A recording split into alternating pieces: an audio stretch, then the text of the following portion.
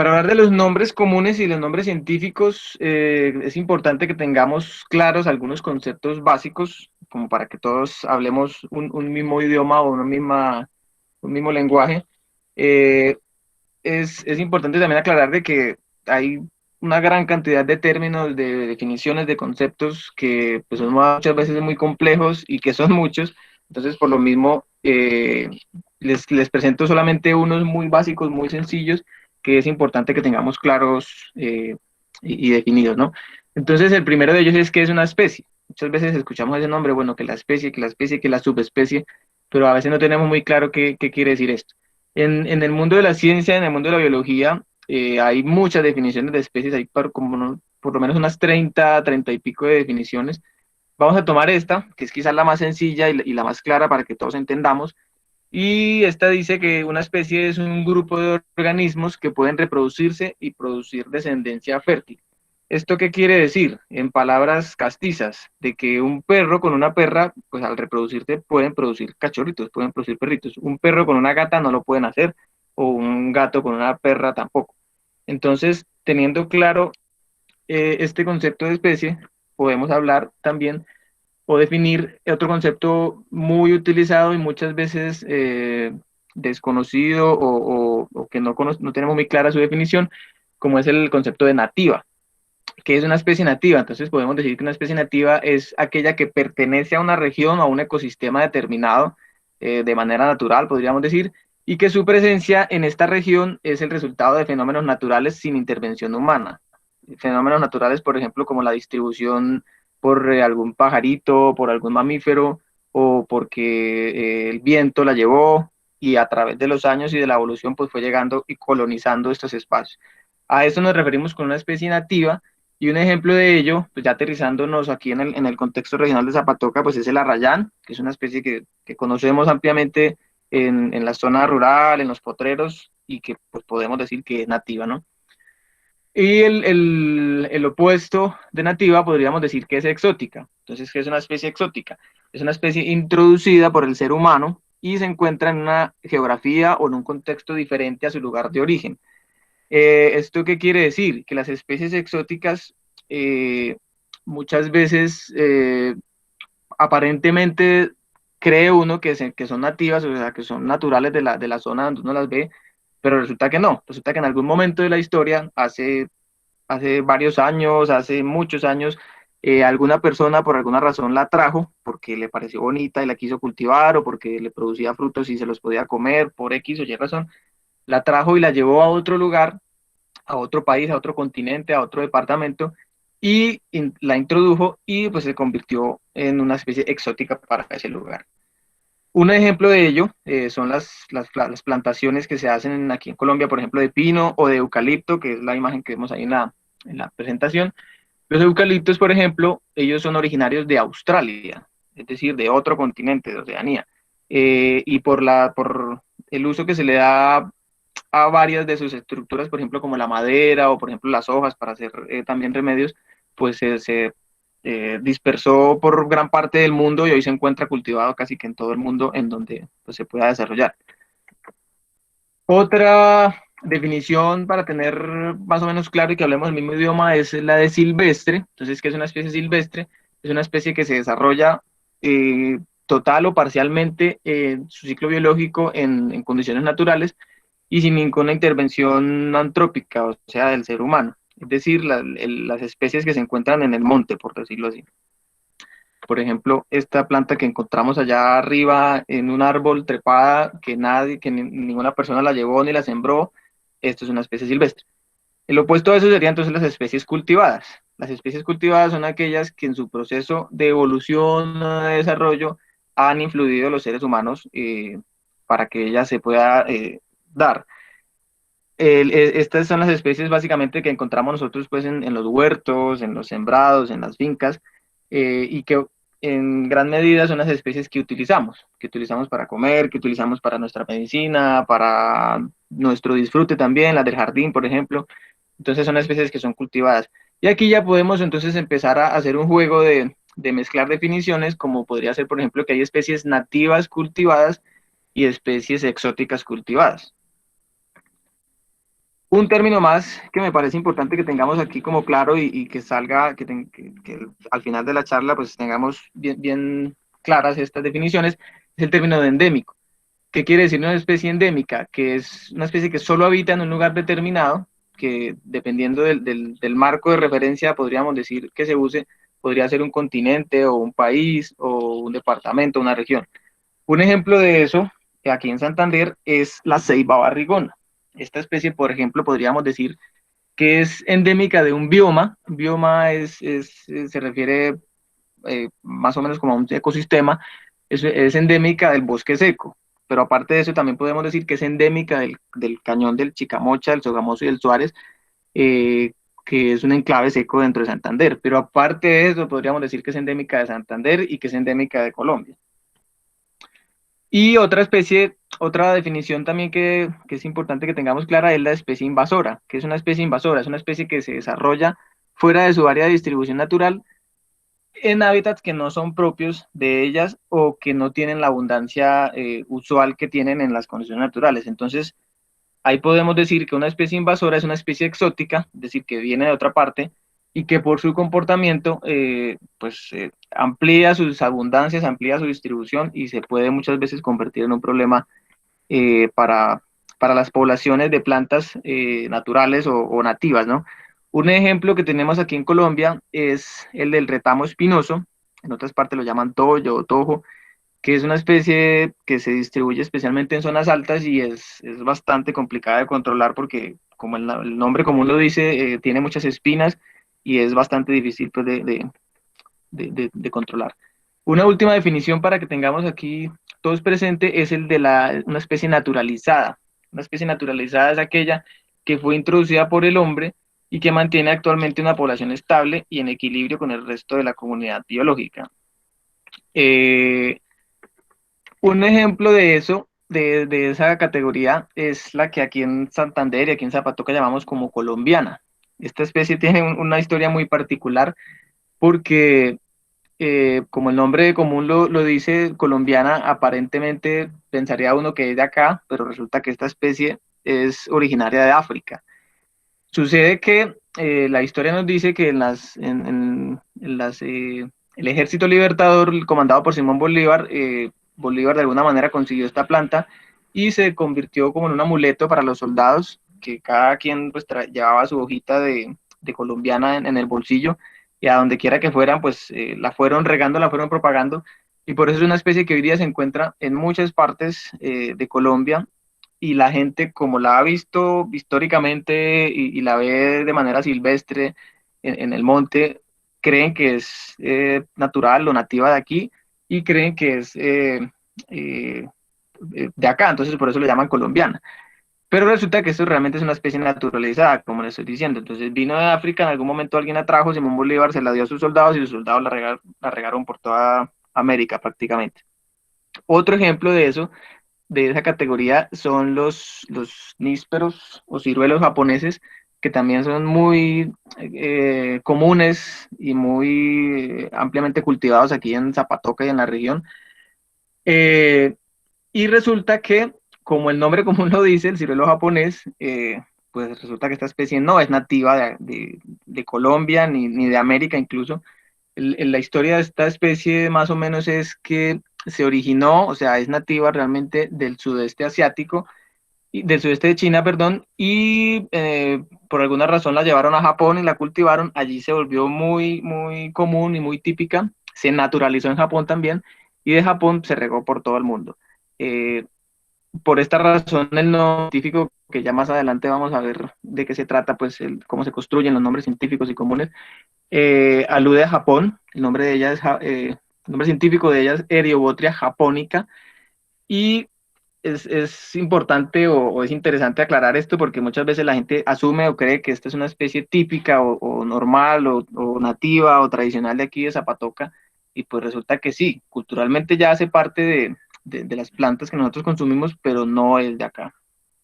Una más es el pomarroso, eh, que esta especie también tiene una historia parecida a la del ciruelo japonés, es de origen asiático y hoy día se encuentra cultivada en casi pues, todo el mundo, en todo el trópico. y pues también tradicionalmente se ha asumido que es una especie de aquí, una especie como muy, muy tradicional, muy nativa de acá, que se ha ido perdiendo, entre otras cosas, porque hace unos años al país llegó una roya, un hongo, que acabó con gran parte de los árboles de pomarroso que había no solamente aquí en Zapatoca, en Santander, sino en muchas partes, en Antioquia también. Entonces este podría ser otro ejemplo de plantas que encontramos naturalizadas que como dije ahorita en la definición, básicamente son aquellas que en algún momento fueron exóticas, alguien las trajo, alguna persona la trajo, y estas especies pues se empezaron a reproducir espontánea y naturalmente en un bosque o en las zonas rurales y ya se volvieron parte, digámoslo así, del bosque, se naturalizaron, por eso el nombre. Un último término, entonces ya un poco más técnico, entrando ya para la definición de los nombres científicos, es el de taxonomía. Quizás algunas veces han escuchado esta expresión. Podríamos definirla de la siguiente manera: la taxonomía es la ciencia que trata los principios, métodos y fines de la clasificación, generalmente científica, y en términos de los seres vivos, pues es la que los ordena de manera jerárquica y de manera sistemática.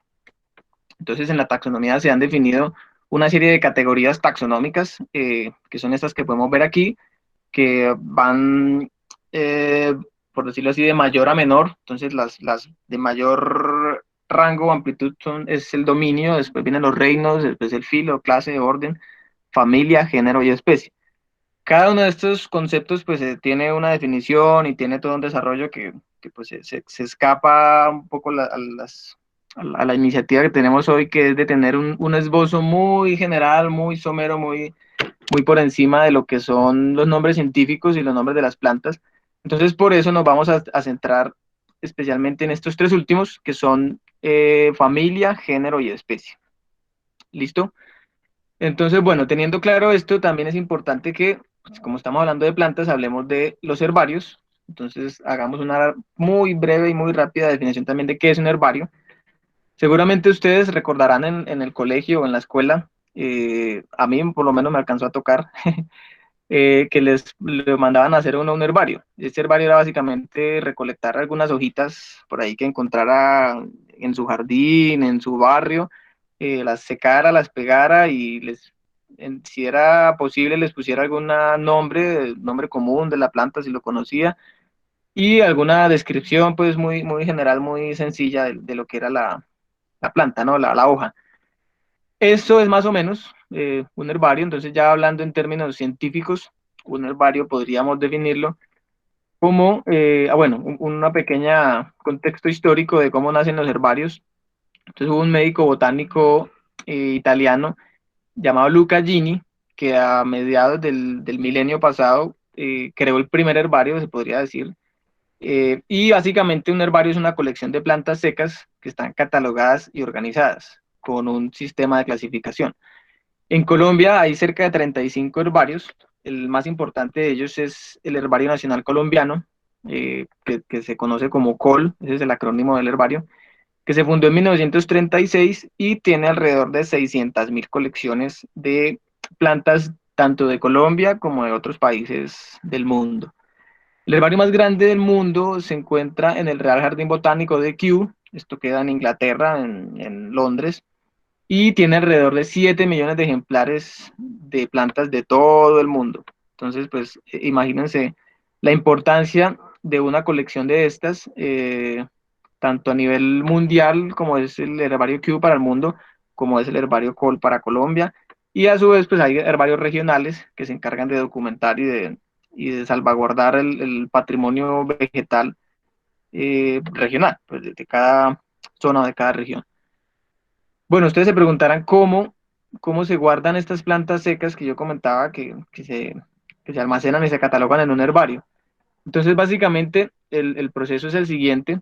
Los botánicos salen al campo, encuentran una planta con flores o con frutos,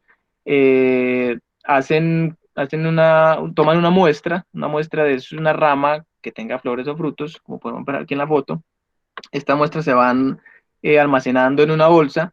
Después de eso se llega a algún lugar en donde se empiezan a organizar y empieza un proceso que se llama prensado. El prensado es básicamente separar las plantas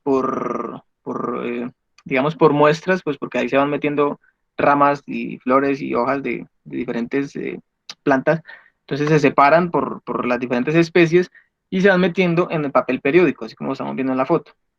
Después de eso se hace un proceso de descripción que es básicamente tomar información o más bien documentar la información de la muestra, como puede ser el hábito que tenía la planta. No es lo mismo que una planta sea una hierba, que sea un árbol o que sea un bejuco.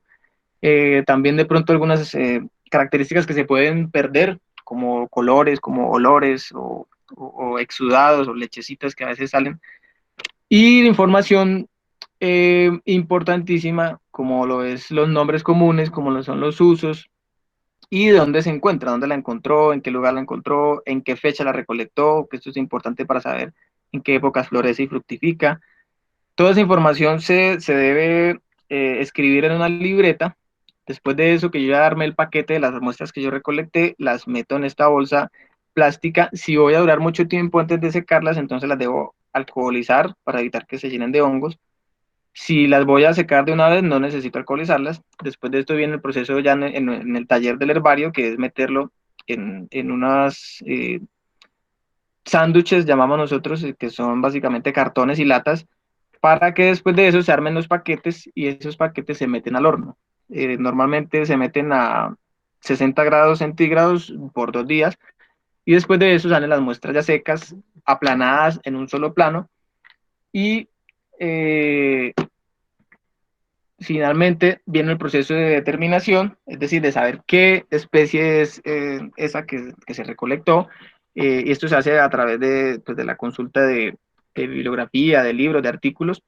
Se hace después una etiqueta, que es eso que ven ahí con un texto, en donde básicamente se pone la información que les comenté ahorita que se documentó en el proceso de campo. Y después viene el montaje, que es básicamente pegar la ramita seca o las hojas secas de la muestra a a una cartulina que tiene unas medidas estándar. Normalmente es un propalcote que tiene una, unas características químicas pues, que evitan que se deteriore y se le pega también la etiqueta. Pero en el momento que hay alguien que está solicitando ingreso. Listo. Bueno, y después de eso, ya viene el proceso de almacenaje en el herbario, que como les dije, pues esto responde a un sistema de clasificación. Entonces, después de tener ya todas las muestras que se recolectaron, que se secaron, que se montaron, se prensaron, se incluyen ya pues en los gabinetes de acuerdo a cómo esté organizado el herbario. ¿Para qué es un herbario? Se preguntarán ustedes. Para muchas cosas. La primera de ellas podríamos decir que es para registrar y documentar la existencia de una planta en un lugar y momento determinado. Lastimosamente, por ejemplo, en un país como el nuestro, muchas veces encuentra uno colecciones históricas de lugares en los que uno ya sabe que en ese momento allí solamente hay potreros o solamente hay plantaciones de palma de aceite o ya es una zona urbanizada. Entonces, pues por lo menos se documentó que en algún momento de la historia de hace unos años, de hace unas décadas, en ese lugar hubo tales y cuales especies de plantas. También para documentar la diversidad florística de una región o un país, por ejemplo, en Colombia, los últimos esfuerzos de documentar y de saber qué, qué diversidad de flora tenemos, pues todo esto se ha hecho a partir de los herbarios. Y eso nos ha permitido saber hoy día que la cantidad de plantas que se encuentran en Colombia oscila más o menos por la cifra de 30.000 especies, que esto es una cifra pues eh, bastante considerable, ¿no? ¿Para qué más puede servir un herbario? Para que los taxónomos, que son las personas que le ponen los nombres a las plantas, más adelante vamos a ver, puedan hacer sus estudios, tanto taxonómicos como sistemáticos. Aquí hay pues varios términos que quizás no tengamos muy claros, pero como les dije ahorita, pues esto es una pincelada muy rápida, muy somera de lo que es el cuento de los nombres científicos. También para documentar los nombres regionales o comunes, los nombres, los usos y el manejo que se le da por parte de las comunidades de las plantas, también para esto son importantes los herbarios. También para que sirvan de sustento físico las investigaciones, por supuesto, entre muchas otras razones. ¿Cómo se accede a un herbario? pues básicamente los herbarios tienen acceso restringido, pues porque como se imaginarán, la importancia de una colección de estas es mucha, sobre todo también cuando hay colecciones históricas. En el caso nuestro, las colecciones, por ejemplo, que hizo Mutis o que hizo Triana, que son botánicos pues, muy reconocidos, si llega una persona que no tiene la experiencia de saber cómo manipular estas colecciones, de eh, de saber cómo las debe almacenar, pues se pone en riesgo la importancia de la colección. Por eso es que el acceso es limitado. Muchas veces la gente dice, no, pero esto debería ser abierto para que la gente conozca y aprenda. Claro, para eso existen colecciones o espacios pedagógicos, pero ya para efectos de investigación, como les digo, pues así ya los que pueden ingresar son investigadores, profesores o estudiantes que tengan la experiencia del manejo de estas colecciones, ¿no? Eh, También se pueden hacer visitas guiadas, obviamente, pero con personas autorizadas y con personal capacitado pues, que pueda mostrarle a la gente, al ciudadano de a pie, por decirlo así, la colección por dentro, ¿no? Esto se hace normalmente, por ejemplo, en los museos de historia natural. Y obviamente el acceso a un herbario, si es un investigador, debe tener un propósito específico, debe tener algún proyecto, alguna investigación que esté desarrollando, el estudio de algún género, de alguna familia, para que el administrador del herbario pues, le pueda permitir el ingreso, ¿no?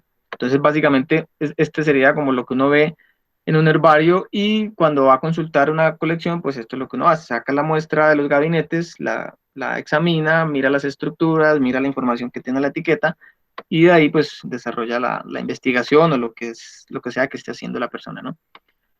Bueno, eso era un poco el contexto, muy rápido, muy básico, muy por encima de lo que eran algunos términos básicos y lo que es un herbario. Ahora ya entremos un poco en materia de lo que tiene que ver con los nombres científicos de las plantas. Hay que entonces aquí hablar un poco de historia. El, los seres humanos, por lo general, siempre tenemos el hábito de clasificar y de ordenar las cosas, y esto pues obviamente es para facilitarnos la vida. Imagínense ustedes que pues uno no en la casa uno no tuviera orden y uno tuviera la cocina por ahí regada en todas partes y la habitación en otras salas y bueno, mejor dicho, no podría vivir, digamos, tranquilamente, ¿no? Entonces, ¿qué hace uno en la casa? Pues destina un salón para la cocina, destina un salón para el baño, destina un salón para la cama, para la habitación. Entonces, lo mismo se ha hecho en cuanto a la ciencia lo que ha buscado es precisamente organizar eso. Entonces, antes de que existiera este sistema del que les voy a hablar, los griegos, por ejemplo, pues que estaban allá en sus discusiones filosóficas de ser o no ser, de solo sé que nada sé, en fin, pues ellos empezaron a darse cuenta, oiga, aquí hay una cantidad de seres vivos, de cosas, de entes, de plantas, de animales que no sabemos cuántas son ni no sabemos cómo se llaman. Entonces empecemos a pensar cómo podemos clasificarlas y cómo podemos ordenarlas, ¿no?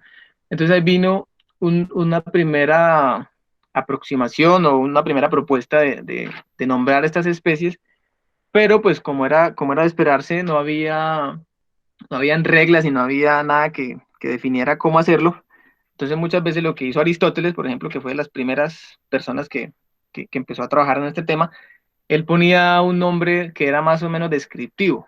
Entonces ponía por allá en griego arbórea, flora, folia, grandis, no sé qué, básicamente describiendo lo que era el árbol que tenía hojas grandes, pero pues todo esto era el nombre. Entonces imagínense lo complejo que era uno aprenderse el nombre, que era un larguero de una especie. Entonces después de todo este desarrollo, vino una persona muy importante para la taxonomía, que es este señor que ven ahí en la imagen, que es don Carlos Linneo, que en 1753 publicó una obra magna que después de 300, más de 300 años después sigue siendo digamos, la base del sistema que usamos actualmente, y publicó un libro, que fueron dos tomos, que se llamó Especies Plantarum. Ahí básicamente lo que él hizo fue proponer un sistema de clasificación binomial. Binomial, recuerden que se refiere a dos nombres, bi es dos, nomen es nombre, en el que ya simplificaba o hacía mucho más sencilla la labor de clasificar. Recuerden que antes, como les dije, los griegos lo que hacían era ponerle un nombre larguísimo escribiendo el árbol de hojas grandes con frutos secos, no sé qué. Lo que proponía Linneo aquí era, oiga, no, definamos que el nombre de una especie van a ser dos palabras. Entonces ahí él sentó las bases del sistema binomial que hoy por hoy ha sido tan robusto y tan consistente que no ha habido una propuesta más, digamos, de mejor desarrollo actualmente para cambiarla. O sea, como les digo, después de 300 años seguimos usando el mismo sistema. Estas dos palabras deben ser latinizadas, y esto tiene una razón muy básica, y es que lo que buscaba este sistema también era que todos en el planeta Tierra, todas las lenguas, todas las comunidades, perdón, habláramos el mismo idioma, o sea, una lengua franca. ¿A qué quiere decir eso? Ustedes recordarán la parábola esta de la Torre de Babel, de la parábola bíblica, en la que pues estaban construyendo una torre y de repente les cambiaron los idiomas y empezaron a hablar todos en un idioma diferente y pues no pudieron terminar de construir la torre porque finalmente no se podían entender. Entonces aquí pasa lo mismo. Imagínense que una misma especie que se encuentra aquí en América y en Europa y en África, como pasa en algunos casos, que son especies de otro término que no definí, pero que podemos aquí comentarlo, es el de especies cosmopolitas, o sea, que se encuentran en todas partes. Imagínense que un científico americano la estuviera describiendo, qué sé yo, en español, y después un científico europeo la estuviera escribiendo en francés, y después un científico chino la estuviera escribiendo en mandarín. Entonces, para referirse a la misma especie, todos iban a usar nombres y términos y definiciones diferentes. Entonces, imagínense el enredo que eso iba a implicar. Entonces lo que propuso Linneo fue, oiga, no, hagamos un sistema que use dos palabras y que sean latinizadas, pues porque el latín en ese momento era la lengua casi que universal y la lengua franca, la que todos hablaban, la que todos fácilmente entendían. Y esa es la razón entonces por la que actualmente los nombres científicos usan dos palabras, que son el género y la especie, y son dos palabras latinizadas. Eh, la forma de construir y de nombrar científicamente una planta, y esto aplica también para hongos, animales y bueno, otros grupos vivos, de seres vivos, tiene una serie de normas y una serie de definiciones, y esto lo hacen y lo actualizan periódicamente las comunidades botánicas a nivel internacional. Entonces, por ejemplo, el Código Internacional de Nomenclatura para Algas, Hongos y Plantas actual fue reformado, fue actualizado en 2018 en una ciudad china que se llama Shenzhen. Entonces por eso en el mundo botánico se conoce como el código de Shenzhen, y ahí están definidas todas las normas y todos los requisitos que debe cumplir un científico para poder nombrar una planta. Esto es muy importante tenerlo en cuenta y tenerlo presente, pues porque si usted quiere nombrar una planta, oiga, vea, tiene que ceñirse con lo que dice el código de Shenzhen. Obviamente las épocas y el tiempo es dinámico. Antes se exigían cosas que hoy no. Por ejemplo, al principio las plantas tenían que tener una descripción en latín. Hoy día pues eso ya es muy arcaico y casi que innecesario, porque a pesar de que el latín sigue siendo una lengua franca para nombrar el género y la especie, pues ya no se usa. Muy pocos sabemos y entendemos y sabemos leer el latín, pero, pero sí, por ejemplo, el inglés. Entonces ya en la definición, la descripción sencilla de la especie que debía tener una publicación antes en latín, ya no la piden. Y así hay muchas otras cosas que se han ido pues como actualizando y cambiando, pero en síntesis, como para no alargar y enredar más la cosa, lo importante de saber es que el sistema binomial, o sea, de dos letras, de dos palabras, perdón, sigue siendo vigente desde que lo propuso Linneo, don Carlos Linneo, hace muchos años. Entonces, aterricemos ya un poco como todos esos conceptos y definiciones en un ejemplito que les traigo acá, y es este nombre de Nicotiana tabacum. Algunas personas conocerán pues ya a qué planta se está refiriendo. El nombre de la especie, que es tabacum, pues nos va orientando un poco a, oiga, seguramente se refiere al tabaco, y es así. Este es el nombre científico del tabaco. Eh, entonces, como les decía, el nombre está compuesto por dos palabras. La primera de ellas, que es nicotiana, es el género. La segunda de ellas es tabacum, que es la especie. Para hacer una analogía y que entendamos un poco más este sistema, podríamos decir que el nombre, la especie sería como el nombre nuestro, el nombre civil, y el género, el apellido. ¿A qué me quiero referir con eso? Que en el género, por ejemplo, pueden haber varias especies. Y en el caso mío, yo tengo dos hermanos, entonces podríamos decir que mi nombre es Daniel y mi apellido es Díaz. Y en ese apellido Díaz, pues también entrarían mis dos hermanos, Juan y Guillermo. Entonces, ahí ya empiezan a entender un poco como cuál es la lógica y el objetivo de clasificar y de organizar los nombres científicos con la propuesta que hizo Linneo, ¿no? Aparte de eso, como les dije, que nos íbamos a concentrar en especie, género y familia, otra de las categorías importantes en botánica es la de familia botánica. Entonces, aquí, en cuanto a este ejemplo que le estoy dando, el tabaco hace parte de una familia que se llama Solanaceae. Eh, Como recordarán, pues la propuesta de Linneo era que fueran palabras latinizadas y por ende la pronunciación también lo ideal sería que se hicieran en latín. Entonces muchas veces lo que se hace es leer la palabra de acuerdo al idioma que uno tiene. Entonces, por ejemplo, los que hablamos castellano, con esta palabra que dice ahí, dirían solanaceae, pero pues eso, digamos que no se ve bien o se lee, se entiende mal. Un gringo, por ejemplo, una persona que habla inglés, diría Solanacey. Entonces, obviamente, tratando de expresarlo, de decirlo en cuanto a su idioma. Entonces también lo que se sugiere es que uno trate de usar la pronunciación en latín. Obviamente esto ya implica uno tener algunas bases en latín y empieza a complicar más la cosa porque si bien es difícil ya aprenderse los nombres, ahora aprenderse también la pronunciación, pues allí venga. Entonces hay una serie también de normas que tiene latín, que si hay diptongos, que se pronuncia la AE, se pronuncia es como E y la OE como E. Entonces la pronunciación correctamente en el latín de esta familia, por ejemplo, sería Solanace. Entonces uno puede decir Solanace o Solanacea, como decimos normalmente pues las personas que trabajamos con botánica. Pero no nos enredemos más ahí con el tema de la pronunciación. Lo importante es saber que eso está latinizado y que se deben respetar unos códigos, ¿no? Otra cosa supremamente importante cuando uno va a hablar o cuando va a escribir un nombre científico es que el nombre del género debe empezar siempre con mayúscula. Entonces, por eso está ahí resaltada la N, porque debe estar en mayúscula, y el nombre de la especie en minúscula. Esto también es una de las normas que están definidas en el código de nomenclatura. Y esto es importante tenerlo en cuenta porque muchas veces cuando se hace una pieza publicitaria o cuando se hace un catálogo, o cuando algún publicista, alguna persona que no tiene nociones en botánica, dice, oiga, pero ese tabaco ahí está como que se ve feo en minúscula, entonces pongámoslo en mayúscula. Y resulta que eso es una aberración para los botánicos porque no. La escritura correcta es el género con la primera mayúscula, la especie con la primera minúscula. Ahora bien, se puede escribir todo en mayúscula, pero lo ideal es escribirlo así como les estoy mostrando. Otra parte del nombre científico que muchas veces encontramos en algunos documentos es una palabra o una letra, en este caso, al final de ella, que es el autor. Entonces, el nombre científico como tal en este caso es Nicotiana tabacum.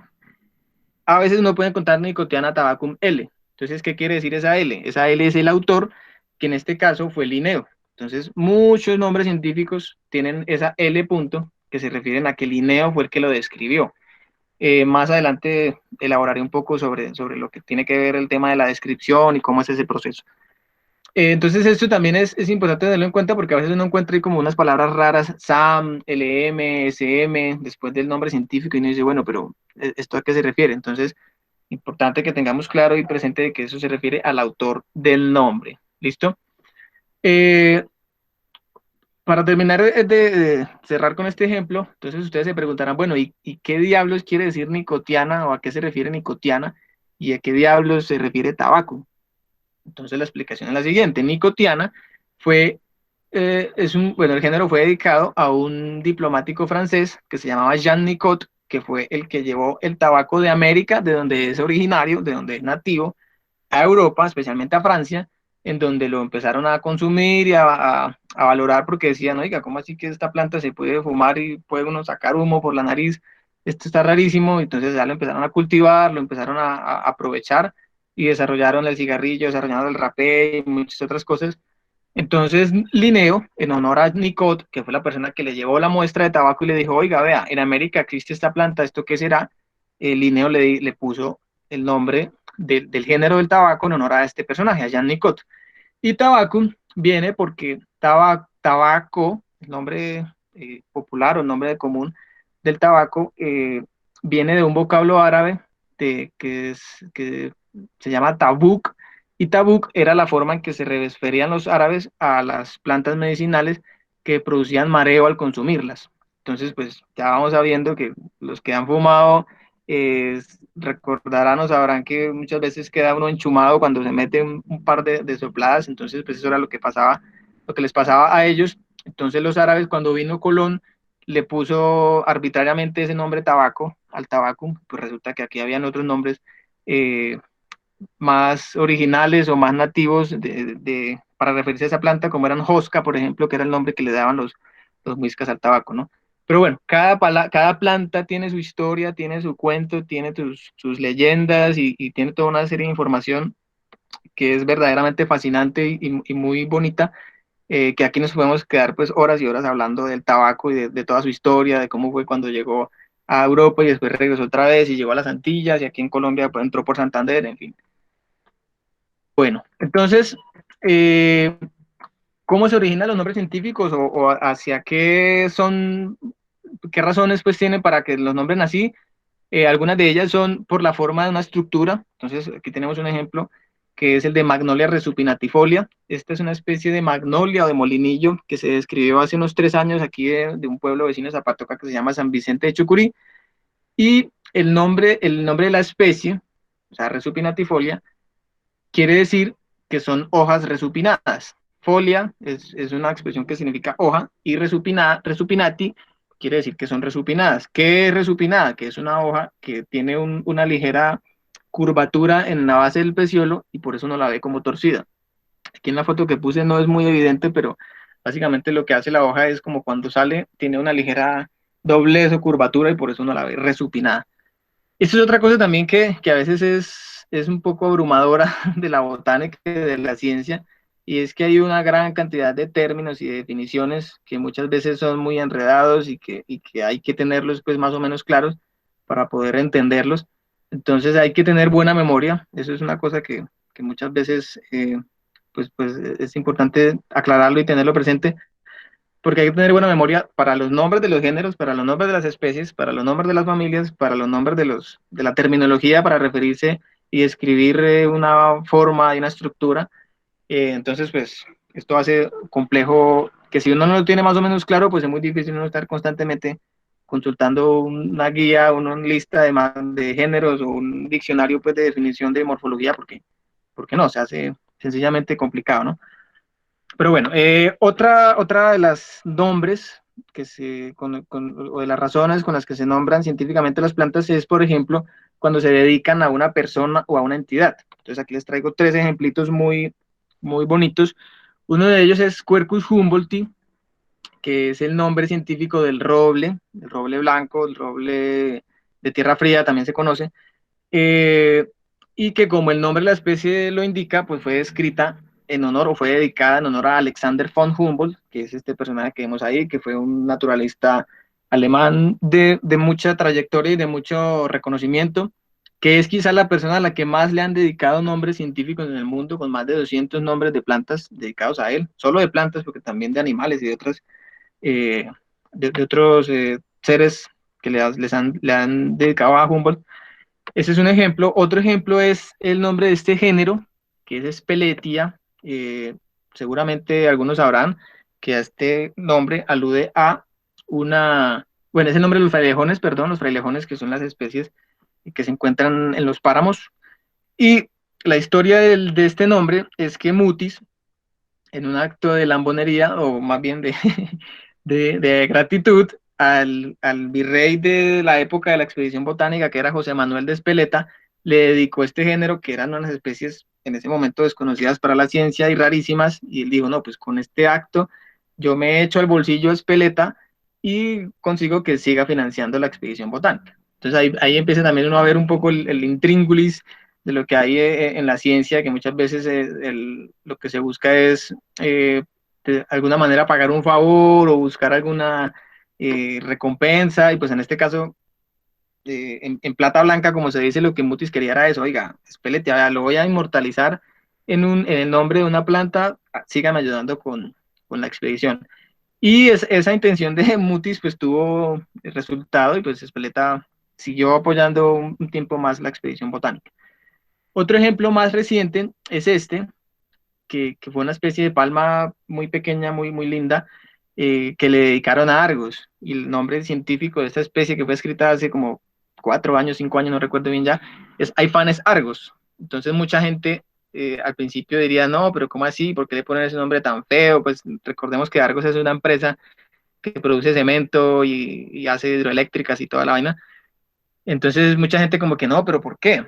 Y resulta que el interés o la razón que tuvieron los autores de este nombre para ponerla era de cierta manera comprometer a Argos a que no extinguiera su especie. ¿A qué me refiero con eso?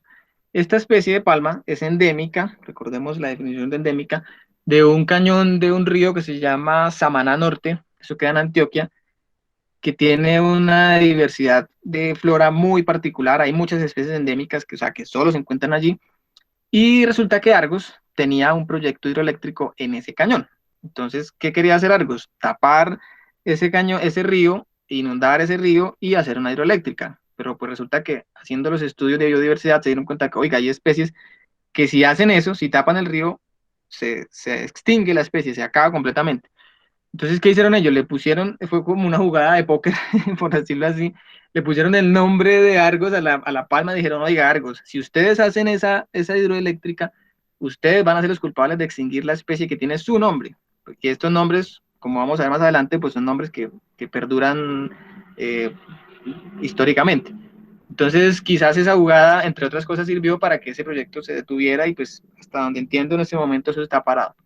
Entonces, esto para entender un poco como las razones y el porqué de estos nombres que muchas veces aluden o a personas o a una estructura morfológica de la planta, o como en este caso, a una localidad o alguna cultura. Entonces, tenemos aquí un ejemplito muy bello de una bejuquito que tiene unas florecitas muy pequeñas. Este bejuquito hace parte del grupo de plantas donde está la granadilla, la maracuyá, el albaricoque, la gulupa, la gurapa, que son las pasifloras. El nombre del género, pasiflora, se refiere a flores de la pasión. Flores de la pasión porque la flor de este grupo de plantas se parece, emula un poco a lo que fue la pasión de Cristo, con los clavos, con la cruz, no sé qué. Y el bucaramanguensis, pues como se imaginarán, alude a Bucaramanga, porque en su momento cuando la especie se describió, se creía o se presumía que solamente se encontraba en Bucaramanga, o sea, que era endémica de Bucaramanga. La encontraron, si mal no recuerdo, vía Acuros, vía Málaga, saliendo de Bucaramanga, entonces por eso le pusieron ese nombre. En posteriores investigaciones y expediciones se encontró en otras partes, aquí en Zapatoca, por ejemplo. Entonces esta plantica la tenemos aquí en varias de las reservas. Pero eso es un ejemplo de cómo los nombres científicos también pueden referirse a una localidad, ¿no? Más adelante les comentaré un par de ejemplitos que digamos que esto a veces también se presta para confusiones, ¿no? Calea yarigensis, que es una especie descrita aquí también de Zapatoca, que como el epíteto lo refiere, se quiere referirse a la serranía de los Yariguíes, que es en donde se encontró, aquí en Zapatoca. Salvia guaneorum, que es una especie muy bella de salvias, que las salvias, recordemos pues que es un grupo con bastante uso medicinal. Esta fue descrita, es una especie endémica de Santander, hasta ahora solo se conoce en Santander, en Molagavita y en Zapatoca, y como el nombre lo dice, pues saluda a los indígenas guanes que habitaron aquí esta zona. Y hay otros tipos, otros casos de nombres científicos, y es cuando el autor o el científico le pone un nombre alusivo a la tradición o a la cultura de la región, o incluso el mismo nombre común que tiene la planta en la región. Este es el caso de Furcrea cabuya, que son los fiques. Ese es el nombre científico del fique o de la cabuya que conocemos aquí en el interior de Colombia. Y pues es muy bonito porque el nombre científico que le puso el autor fue cabuya, en honor al nombre de la cabuya, el nombre tradicional de la planta. Bueno, otros ejemplos rápidamente para no quedarnos aquí porque, como les digo, esto, cada nombre científico también tiene su historia y su porqué y su razón. Podrían ser estos, entonces, Ceroxylon quindiuense y Ceroxylon sasaimae o sasaime, sería la pronunciación correcta en latín. Eh, Como se podrán imaginar, pues Ceroxylon quindiuense aparentemente se referiría a una planta que solo crece en el Quindío, y pues este es nada más y nada menos que nuestro árbol nacional de Colombia. Y hoy conocemos que no, en el momento que se describió, solo se conocía para el Quindío, para el paso del Quindío, que era una especie, una zona muy importante histórica por donde pasaban los naturalistas y por donde vieron esta especie. Pero años después y a la fecha, pues ya sabemos que no solamente se encuentra en el Quindío, sino que también se encuentra en Antioquia, se encuentra en Santander, se encuentra en el Cauca, se encuentra en Venezuela, se encuentra en Perú. Eh, pero pues ya ese nombre se le puso y ya no se le puede cambiar.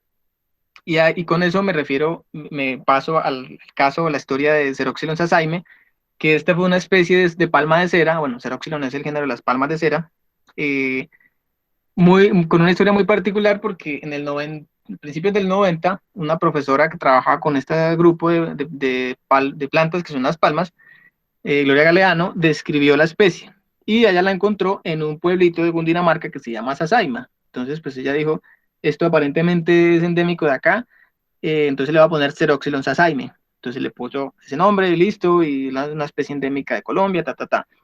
Resulta que después, años después, la encontraron también en pueblitos cercanos del occidente de Cundinamarca, como San Francisco, como La Vega, y hay un señor, un amigo mío, don Arnulfo Urquijo, con el que yo he tratado de explicar el cuento, pero no ha habido poder humano. Y él decía, esa no, esa palma tiene mal puesto el nombre científico, porque no debería llamarse Sasaimada, sino San Franciscae, porque él la tiene allá en San Francisco y él la propaga y él es el guardián de la palma real, la llaman allá, Ceroxylon sasaime. Entonces yo le decía a don Arnulfo, lo que pasa es que ese nombre sí se lo pusieron en un principio alusivo a Sasaima porque se creía que solo estaba en Sasaima, pero después se dieron cuenta que no, que también está en Sasaima, que también está en San Francisco, que también está en La Vega, y hace unos años también se encontró en San Luis, Antioquia, y hace más recientemente se encontró también en Santa Bárbara, Santander. Entonces, a lo que voy o lo que quiero comentarles con esto es que muchas veces estos nombres enredan a la gente porque, claro, quindioense no es la palma, será el Quindío, entonces no puede haber en otras partes, resulta que sí hay. Y lo mismo con Xerox Sasaime. Entonces, don Arnulfo dice que no, que hay que hacer un proceso para cambiar el nombre y no, pues ya por código de nomenclatura que les decía, no es posible ponerle Xeroxilon San Franciscae, pues así como tan fácil, ¿no? Bueno, otra manera que ustedes van a poder encontrar los nombres científicos de las plantas es, así como está en el segundo renglón, C. quindiuense, y esto lo que quiere decir es que se está refiriendo a Ceroxylon quindiuense, que es la palma de cera, la que les comentaba arriba, el árbol nacional, pero muchas veces cuando se desarrolla un texto, pues el poner Xeroxilon quindiuense todas las veces, Xeroxilon quindiuense, pues queda muy largo y como que muy redundante. Entonces lo que se hace normalmente es resumir el nombre del género con la letra, con la primera letra. Entonces por eso se pone C. quindiuense. Pero cuando encuentren eso, se está refiriendo a Xeroxilon quindiuense. Es una forma de abreviarlo, por decirlo así. Seguramente también habrán visto estas partículas de letras que son CF y AFF. Esto ya son cosas un poco más técnicas que usan los taxónomos, básicamente para referirse a que no están muy seguros de que sí es esa especie, pero posiblemente lo sea. Entonces el CF es la abreviatura de confer, que es un término latín que quiere decir comparar con. Básicamente cuando uno encuentra esta especie y después de hacer el proceso de determinación que les dije ahorita y de tratar de saber qué es, eh, encuentra que lo más parecido y muy seguramente es esto, pero no está seguro y no se atreve a decir que es Glaucospádix, entonces le pone un CF, que quiere decir compruébese o compárese con. Y está el AFF, que es la abreviatura de afinis, que quiere decir que, es una que puede ser afín a otra especie. Entonces es cuando el taxónomo la revisa y dice, oiga, esto se parece mucho a Glaucospadix, pero definitivamente porque tiene este pelito de más y porque el fruto es de esta manera y porque tiene esas diferencias, a pesar de que es muy parecido a Glaucospadix, no es Glaucospadix. Entonces es una especie afín que posiblemente en futuros estudios resulte ser una especie nueva. Entonces, esto simplemente para decirles que podrán encontrar un nombre científico con ese CF o ese AFF ahí atravesado, eh, y es como para que lo tengan ahí presente. Otra de esos que se me pasó aquí poner es cuando encuentra con una X. Entonces, por ejemplo, el nombre de la hierbabuena, muy seguramente en todas partes lo van a encontrar como menta X piperita. Eso se pronuncia o se dice menta por piperita.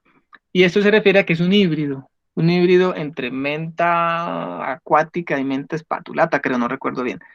Que esto se da también en las plantas, se da en la naturaleza. Básicamente la mezcla de dos especies que pueden producir descendencia, pero esa descendencia no es fértil. Esto es como para que tengamos claro el ejemplo, lo que pasa con los mulos, las mulas y los mulos, ¿no? Que si usted tiene, a ver si no me enredo, si usted tiene burro con yegua, puede sacar una mula, y si usted tiene un caballo con burra, puede sacar un muleto. Creo que así es la cosa. Eh, ¿Y esto por qué se da? Porque pues a través de la evolución, a pesar de que son especies diferentes, caballos y burros, todavía tienen cierta afinidad y pueden producir descendencia. Pero las mulas, ya ellas no pueden producir descendencia. Entonces, recordando la definición de especie, ellas pueden producir descendencia, pero no,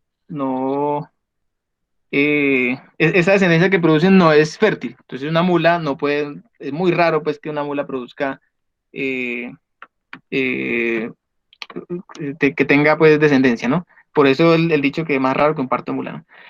Otra manera que pueden encontrar eh, también los nombres científicos es, por ejemplo, con el SP. Entonces aquí tenemos el ejemplo de Baccharis SP.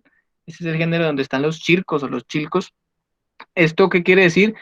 Que se sabe que la especie a la que nos estamos refiriendo es del género Baccharis, pero no sabemos bien qué nombre tiene la especie.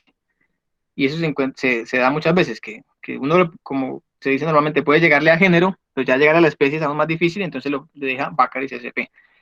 Y también lo pueden encontrar SPP. El Baccharis spp quiere decir que son varias especies de Baccharis, o sea, SPP es el plural de SP. Y bueno, y hay otra cantidad ahí de combinaciones que para no enredarnos y no alargar más la pita aquí, pues no las comento, pero básicamente una de esas es variedad. Entonces, naturalmente se pueden encontrar variedades. Entonces, aquí tenemos un ejemplo de una variedad, una de las muchas variedades que hay del maíz. Sea maíz es el nombre científico del maíz, pero como ustedes sabrán, el maíz hay maíz chiquito, maíz morado, maíz blanco, maíz amarillo, maíz grande. Todos esos son variedades que taxonómicamente pues también se describen, y por eso entonces ahí aparecen otros partes del nombre que son como complementos, podríamos decir. Entonces el nombre científico básico es sea maíz, pero hay variedades, entonces eso se define como sea maíz, en este caso variedad rugosa. Si han sido también detallistas, se habrán dado cuenta que lo único que está en cursiva es el nombre del género y el nombre de la especie. Eso también es importante a la hora de escribirlos correctamente, porque estas otras partículas que se le agregan a veces por los casos que les comento, el CF, la F, el SP, esto no hace parte propiamente del nombre científico. Entonces, por eso, esto no debe ir en cursiva. Bueno, ya muy rápidamente para terminar con los nombres científicos y pasar a los nombres comunes, un par de reflexiones finales. Entonces, los nombres científicos son descritos y propuestos en una publicación, en un artículo científico, con unas normas establecidas, como ya les dije, la que rige actualmente es el código de Shenzhen, y por un científico, un taxónomo o un especialista en algún grupo, como el caso que les puse ahorita de los especialistas en palmas, que eran Gloria Galeano, que ella ya falleció, y Rodrigo Bernal, que es un botánico que todavía vive. Se deben pronunciar en latín, aunque no es obligatorio, también como ya lo comenté, y algo muy importante es que todas las plantas lo tienen, o sea, todas las plantas tienen un nombre científico, y si no lo tienen, esto quiere decir que es una especie nueva para la ciencia y en algún momento seguramente lo tendrá, cuando algún científico la describa y la publique. Básicamente la descripción es en un artículo, en una revista, decir, vea, esta especie se va a llamar, o vamos a poner un nombre, Ceroxylum zapatocana, y la especie se reconoce por esto y esto y esto, se encuentra en esta y esta parte, las características que la diferencian de las otras especies son estas y estas, y eso lo publican en la revista y ahí ya se hace oficial, por decirlo así, el nuevo nombre científico, y a eso me refiero con que si no lo tiene, en algún momento lo tendrá. Entonces aquí aprovecho para hacer una cuñita. Hay un espacio que creamos con unos colegas que se llama Novataxcol, Novedades Taxonómicas en Colombia, en el que buscamos precisamente esto, visibilizar esos nuevos nombres para la ciencia que constantemente están saliendo, y más en un país tan megadiverso como el nuestro, constantemente, casi que todas las semanas publican nombres científicos nuevos de plantas, de animales, de, bueno, de muchos seres vivos. Los nombres científicos son únicos en todo el mundo para una especie, entonces era lo que les decía, que imagínense que para la misma especie tuviera un nombre en China, tuviera un nombre en Francia, un nombre en Estados Unidos y un nombre en Colombia, pues sería muy complicado y enredaría mucho la pita, por decirlo así. Por eso lo que se buscaba también con el sistema de Linneo era estandarizar y que se usara el mismo nombre para las especies que pudieran estar en diferentes partes del mundo, y no tener enredos de ese estilo, ¿no? Los nombres comunes, los nombres científicos, perdón, no cambian, no varían, pero pueden ajustarse dependiendo del avance del conocimiento de la ciencia. Entonces aquí les traigo dos ejemplitos muy rápidos. En lo que era el paico, eh, el paico pues que conocemos aquí comúnmente como paico, el nombre científico que tenía era Chenopodium ambrosioides y fue descrito por Linneo, como pueden ver ahí en la L. Pero resulta que recientes estudios sistemáticos y taxonómicos, de dos personas que son Mosjakin y Clements, ellos dijeron, oiga, no, realmente esa especie, el paico, no debería estar en el género Chenopodium, sino en otro género que se llama Dysphania. Entonces, por eso ahorita el nombre actualmente válido, aceptado del paico, es Dysphania ambrosioides y no Chenopodium ambrosioides.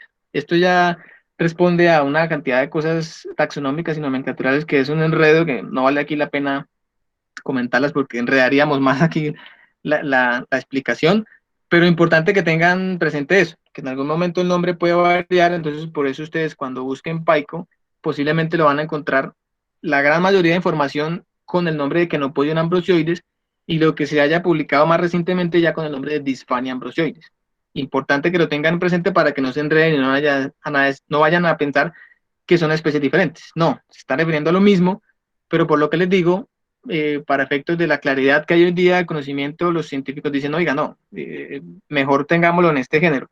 Eso a veces es debatido y mucha gente dice, no, pero ¿por qué me enredan si yo ya me aprendí el nombre que no puede un ambrosioides, ahora para qué le cambian el nombre? Pues hay que entender también de que pretender clasificar y entender la vida no es fácil, y pues por lo mismo los científicos llevan mucho tiempo tratando de tener lo más claro posible y hay que hacer, digamos, para bien de esa claridad, esos ajustes y pues lo que nosotros debemos hacer es, bueno, entonces ya no es que no pudieron, sino Dysphania ambrosioides.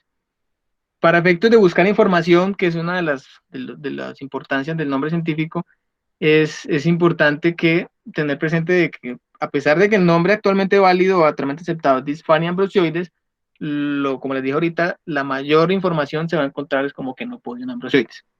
Y otro ejemplo muy similar es el del romero, que comúnmente se encuentra en muchas partes como Rosmarinus officinalis, pero resulta que recientes estudios dicen, oiga, no, eso realmente no es el género Rosmarinus. Bueno, officinalis, esa palabra quiere decir que es útil. Hay muchas plantas útiles que tienen ese officinalis, Melissa officinalis, por ejemplo. Eh, y los actuales estudios dijeron, no, eso realmente hace parte del género Salvia, que es un género muy grande, y la especie Rosmarinus. Entonces, el nombre actualmente válido, actualmente aceptado del romero, el romero que tienen ustedes en las huertas y en las casas, es Salvia rosmarinus. ¿Cómo se puede saber el nombre científico de una planta? Bueno, ahí está el detalle, dijo Cantinflas, pues básicamente leyendo sobre botánica en libros, consultando guías, consultando a las personas que saben de botánica, porque muchas veces lo que se hace es a partir de un nombre común en internet ir a buscar y lo primero que se aparece es, ya se asume que ese es el nombre científico y resulta que pues como ustedes saben en internet hay mucha basura, en internet la mayoría de información que hay es sobre especies europeas, entonces muchas veces lo que uno encuentra ahí pues no tiene nada que ver con lo que uno realmente tiene acá. Entonces el proceso no es tan fácil, toca como ir uno más o menos teniendo cierta experticia y leyendo y consultando, comparando, mirando, bueno, esto realmente sí es esto no es esto. También muchas veces uno encuentra fotos que aparentemente son eso que tiene ese nombre que uno cree que es, pero pues resulta que no, la persona que lo subió no tenía suficiente experiencia o se basó en una fuente que no era confiable. Bueno, hay que ser como más rigurosos en eso. Y obviamente quizás lo más importante del nombre científico es que nos permite buscar información sobre la presencia de una planta en algún lugar o las propiedades que pueden tener las plantas en los libros, en bases de datos, en Internet. Y esto no, porque como les decía ahorita, pues imagínense si tuviera tres, cuatro, cinco nombres científicos, la misma planta, la misma entidad, pues sería muy difícil saber la información en torno a esa especie, pues porque cada quien a su manera la describiría y le tendría un nombre. Entonces, básicamente es eso, ponerle orden a las plantas y también orden a la información que hay sobre las plantas. Bueno, eso en cuanto a los nombres científicos. En cuanto a los nombres comunes de las plantas, podríamos decir que tienen muchas variaciones. O sea, eso se le dice nombre común, nombre regional, nombre vernáculo, nombre popular, nombre local, bueno, en fin. Todo eso básicamente se refiere a lo mismo y son aquellos nombres que las comunidades le dan a las plantas que crecen en su territorio y varían dependiendo de la región. Entonces aquí les traigo dos casitos muy particulares. Uno de ellos es el arrayán.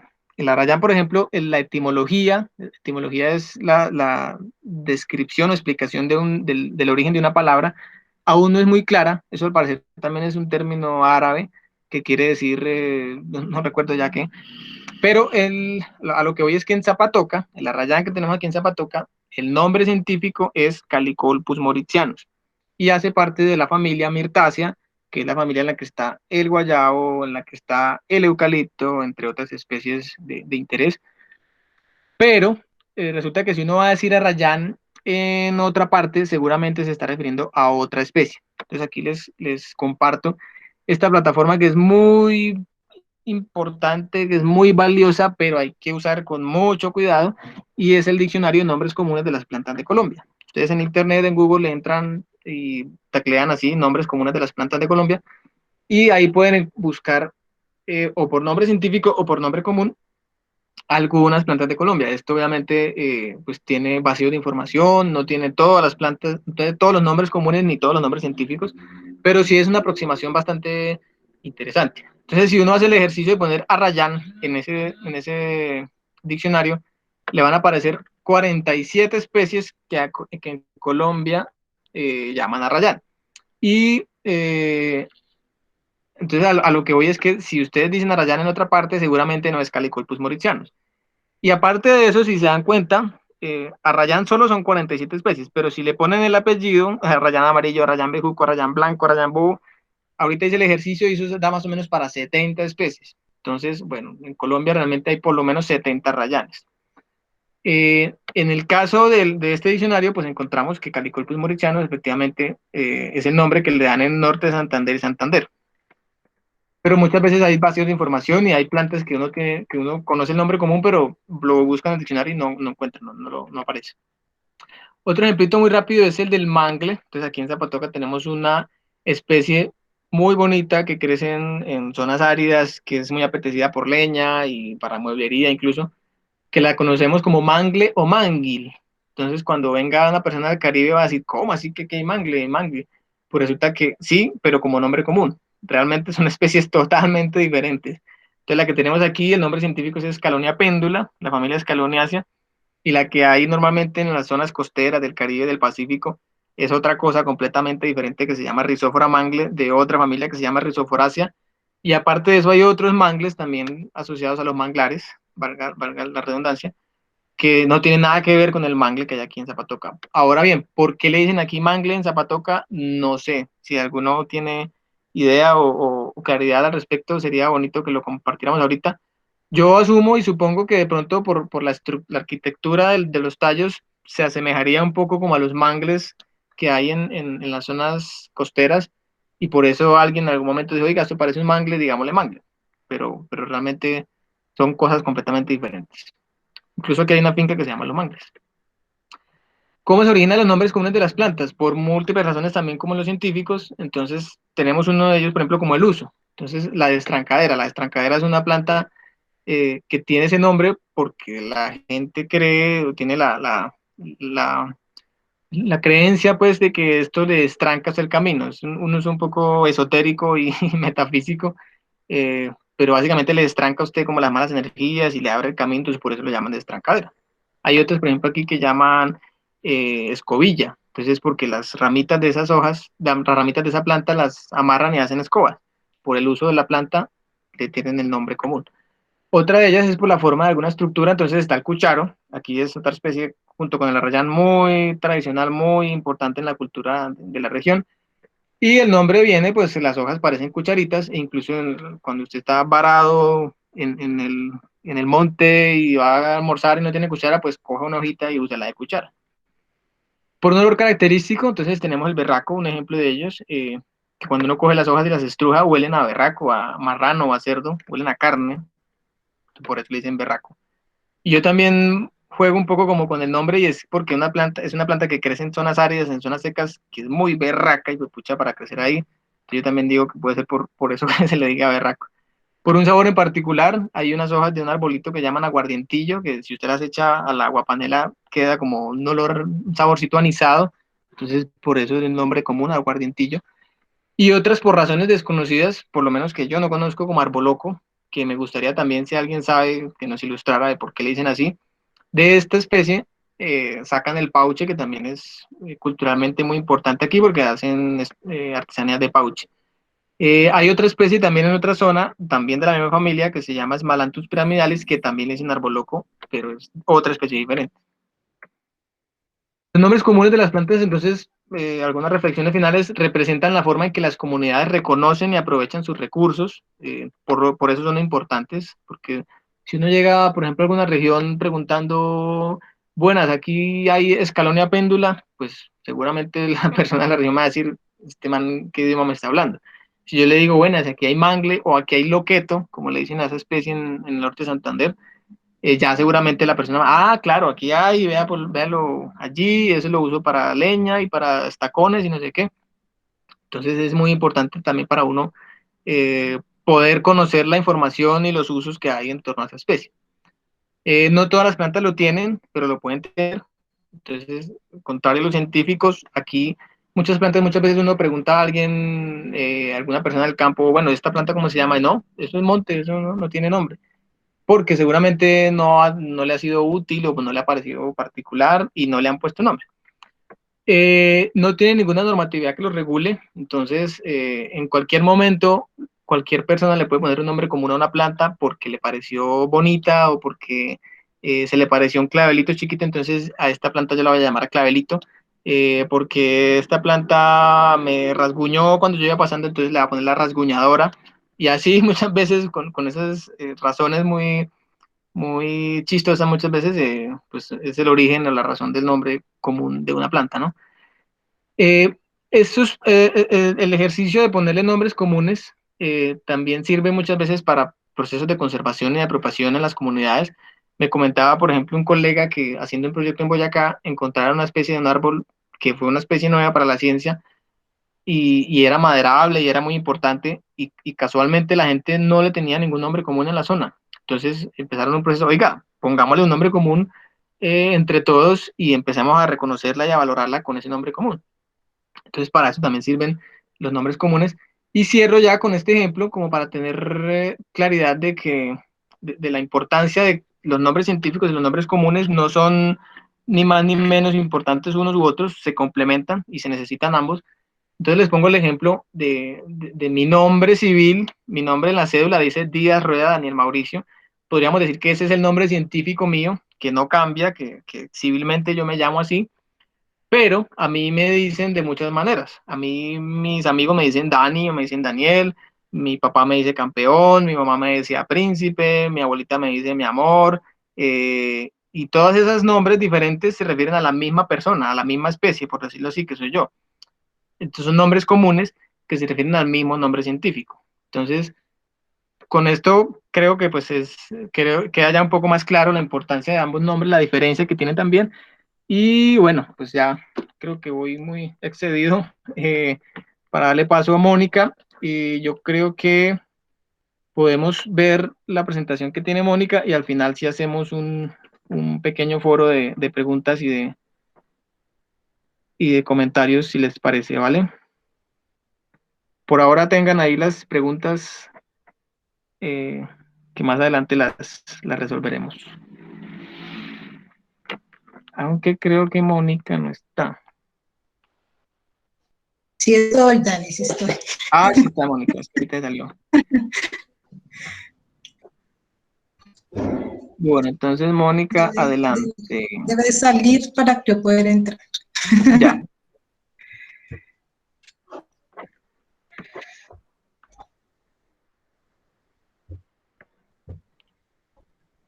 creo que ya es.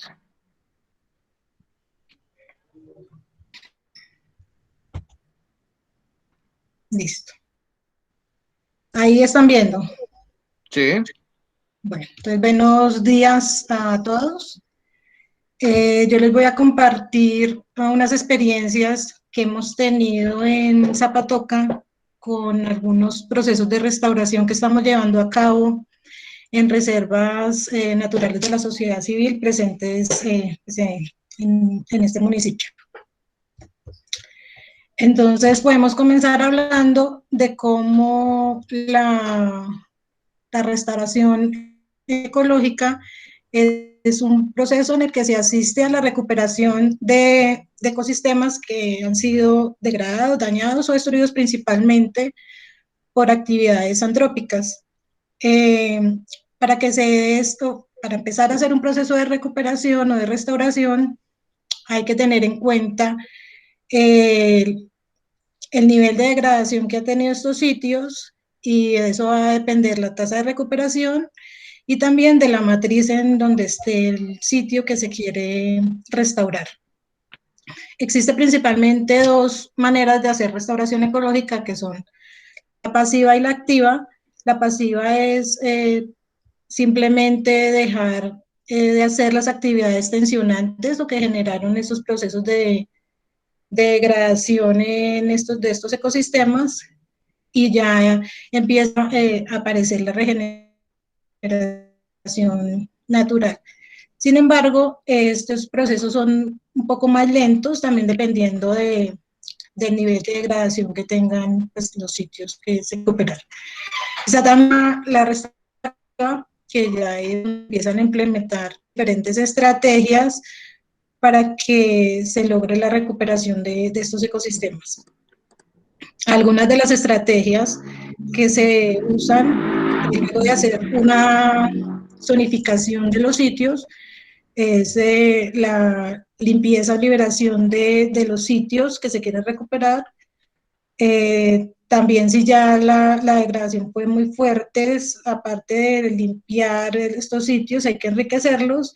Y si la degradación es mucho, pues fue mucho más fuerte, se tienen que implementar otras herramientas como la bioingeniería. Ya más adelante les muestro imágenes de estos procesos en las reservas. Para los procesos de restauración hay que tener claro como cuál es el objetivo que se quiere lograr. Si es restablecer la biodiversidad que había presente o si se quiere enfocar hacia un servicio ecosistémico, como es el caso de las reservas, que el servicio o el recurso que se quiere cuidar es el agua. También para los procesos de restauración se tiene que tener en cuenta si hay el dinero, si hay mano de obra cercana, que es muy importante para generar esos procesos de restauración. Entonces, como les decía, una de las estrategias es la limpieza y liberación de los sitios que se quieren recuperar, que esto depende del grado pues de la degradación que haya tenido los sitios. Estas son imágenes de la montaña mágica. Pues más adelante les muestro como el estudio de caso específicamente el proyecto de uno de los proyectos que estamos terminando. Pero entonces acá se ve que ya empezó un proceso de regeneración a partir de una primera etapa que fue restauración pasiva. Entonces se llega a liberar los individuos de las especies que están ahí y esto ya crea, pues les da como un impulso a esta regeneración. Entonces es una estrategia que se puede implementar fácilmente si hay la mano de obra.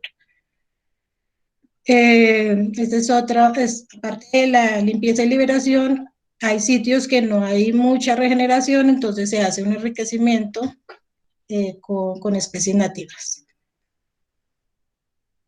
Y ya en sitios, como observamos acá en la imagen, que ya la degradación fue tan fuerte, entonces es necesario implementar ya otro tipo de herramientas como la bioingeniería, que en general es implementar unas estructuras con estacas, estacones de especies que estén a la mano.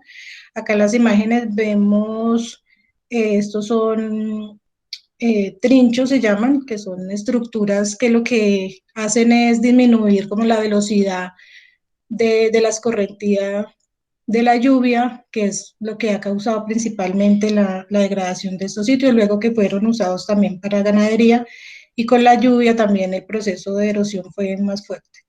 Entonces se usa, o lo ideal es usar especies que estén en la zona. Acá estas estructuras están hechas de pino, porque es la especie que teníamos a la mano ahí pues en esta reserva. Y también se puede enriquecer el suelo también con los materiales que hayan cercanos. Acá en la imagen se usó chipeado, los materiales que se sacan de la represa acá cerca de Zapatoca.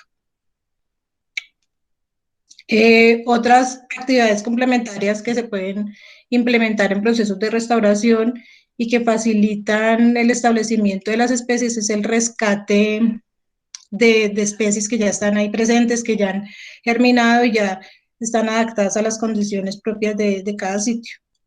Entonces, en el caso de Zapatoca, el banco de plántulas del Gaque, y es muy grande, entonces es una especie que se puede usar fácilmente porque pues hay mucha cantidad de plántulas. Y otra especie es la cabuya, que también generalmente abunda también en Zapatoca, y es una especie que resiste ciertas condiciones del clima también del municipio. También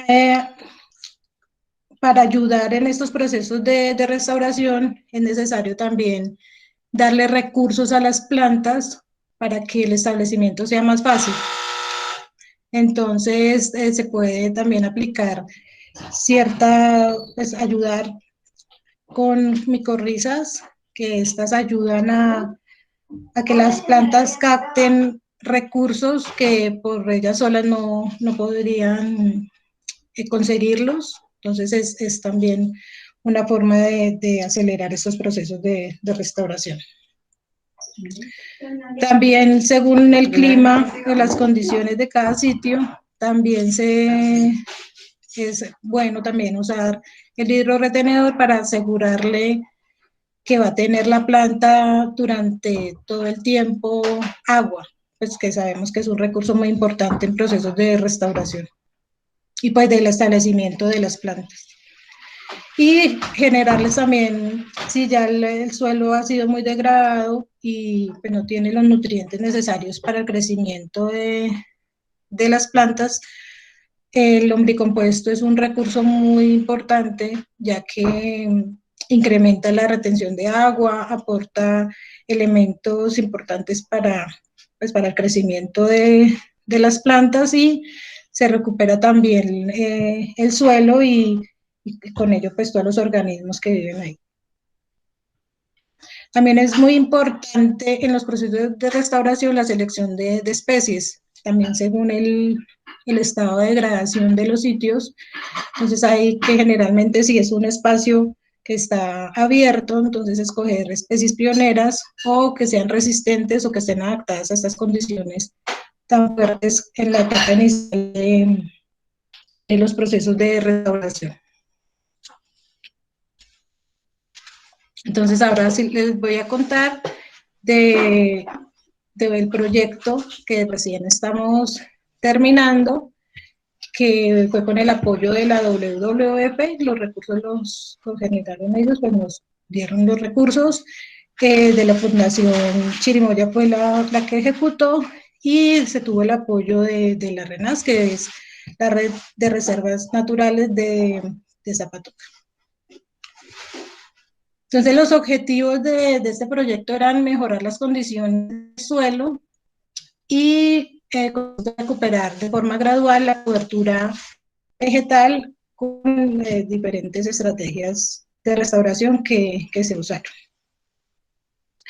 Entonces, este proyecto inició o se dio, dado que hace 3 años con un grupo de investigación de la Universidad Nacional se implementó otro proyecto en el que se usaron estacas de gran tamaño, de 2 metros en promedio de largo, de algunas especies que se habían identificado que se podían usar de esta forma para competir principalmente con especies exóticas que fueron establecidas en las reservas para alimento de la ganadería.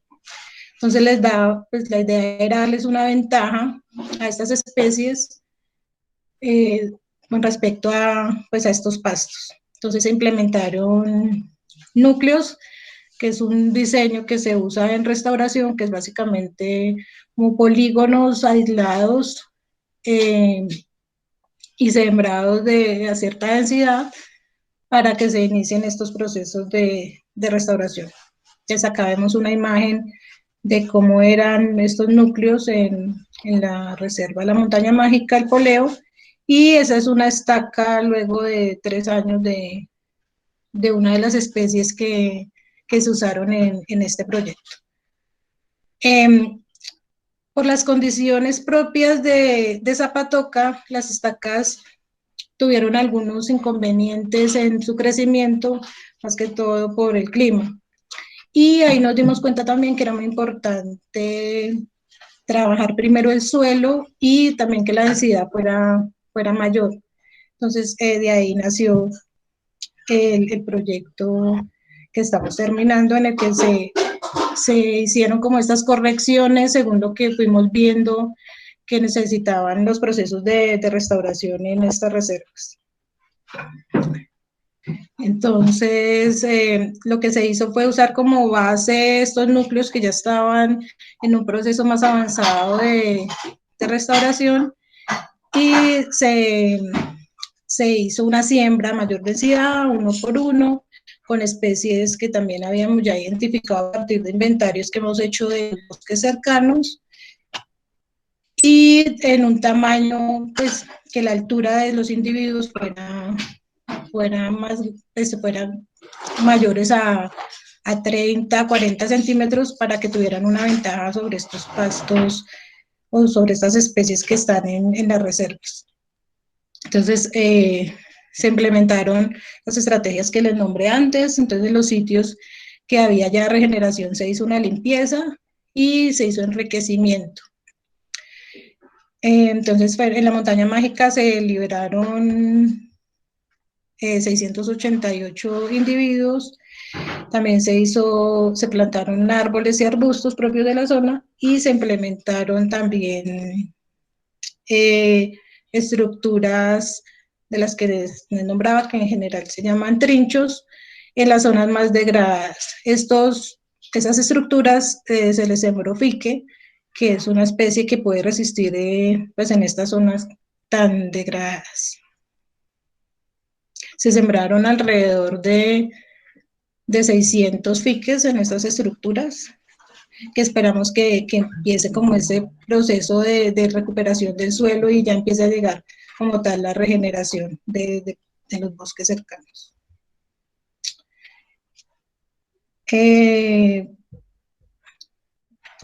En Mama Berta, que es otra de las reservas, también se establecieron,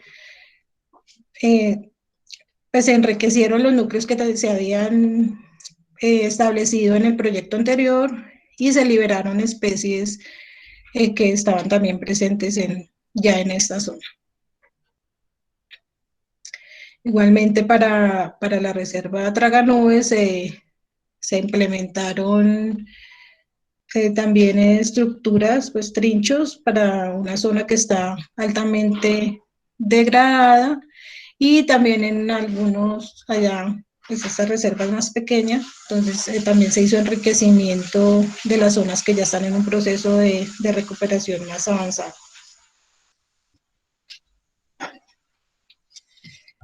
Otra reserva fue en Nirvana Clavellinas.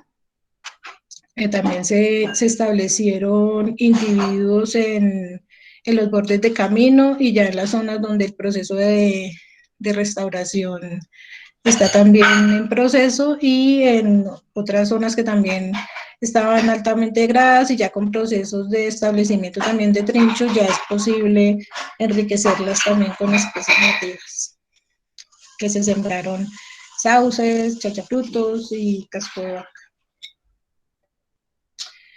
Con el apoyo del profesor Bior también se hizo un enriquecimiento de unas zonas también que están degradadas en esta reserva, con estudiantes de la Universidad Industrial de Santander.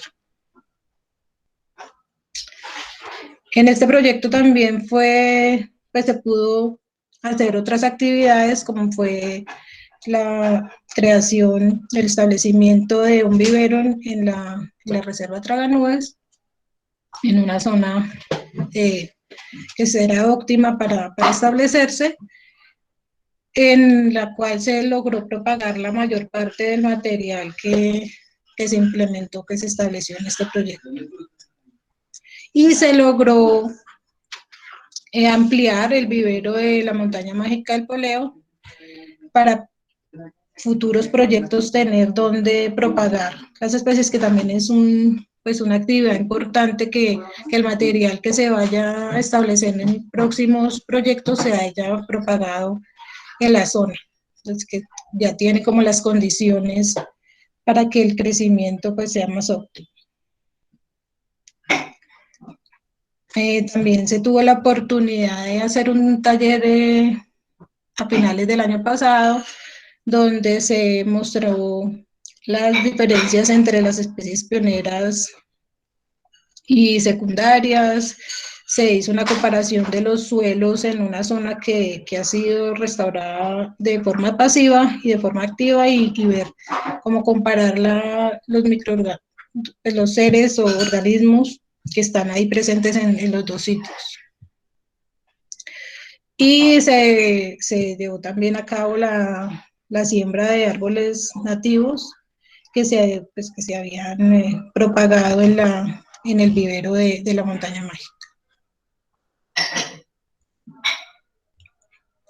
Entonces, ya para cerrar, un agradecimiento a todas las personas que apoyaron este proceso, pues este proyecto de restauración que estamos terminando, especialmente a la RENAS por el apoyo siempre de recibir a las personas que nos apoyan en campo, que son, yo creo que los más importantes, porque son los que hacen posible que se establezcan los árboles, y pues los que también coordinan estos procesos.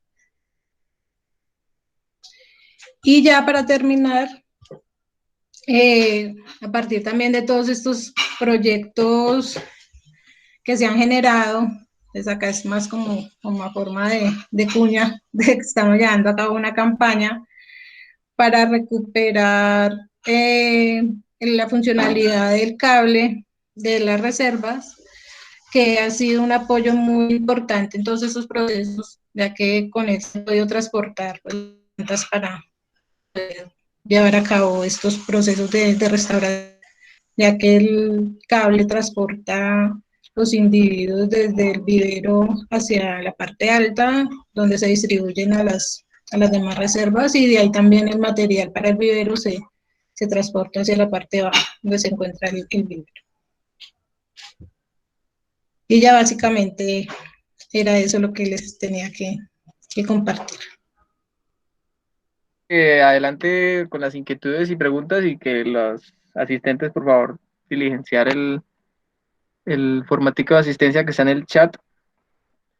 Y pues no, tenemos unos minuticos como para conversar y escuchar si hay inquietudes, si hay complementos de lo que comentamos. Bienvenidas. Bienvenida a las inquietudes.